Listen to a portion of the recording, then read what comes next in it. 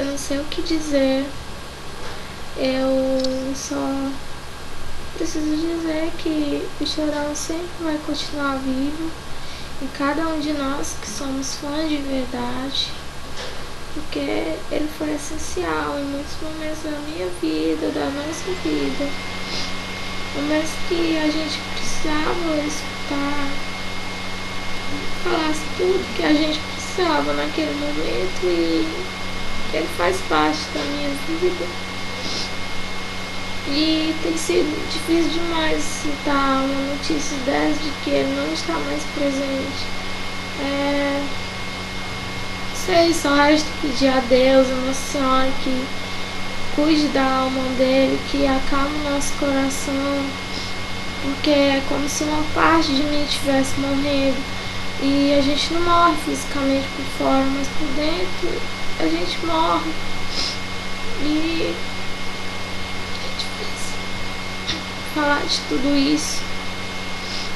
Eu não sei, muitos dos meus sonhos, eu tenho certeza que muitos dos sonhos de todos os meus companheiros, amigos aqui da família Charlie Brown foram juntos, foram embora quando o Chorão morreu.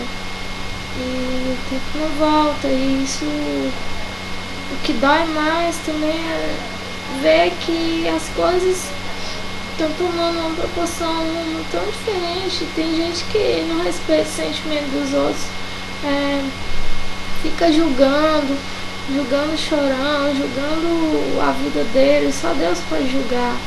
Ninguém tem a obrigação de gostar de nada, ninguém tem a obrigação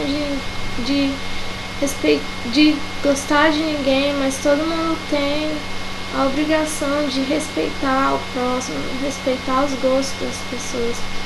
E isso não tem acontecido.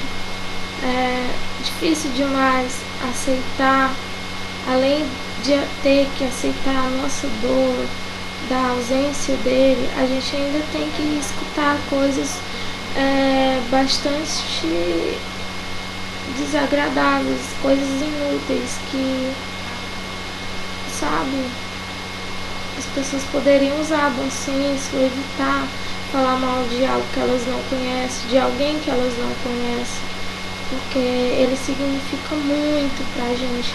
Eu nunca vou falar dele como pretérito, e sim como presente, porque ele vai sempre continuar presente, vivo em cada um de nós que amamos muito ele. Eu só queria que isso tudo fosse mentira e que eu pudesse realizar os meus sonhos. Meu grande sonho de abraçar ele e dizer o quanto ele é importante para mim, o quanto eu amo ele e o quanto ele fez diferença na minha vida até hoje. Sabe, desde os 12 anos de idade, ele foi várias vezes o meu porto seguro, mesmo não estando presente fisicamente na minha vida, mas tudo que eu, todo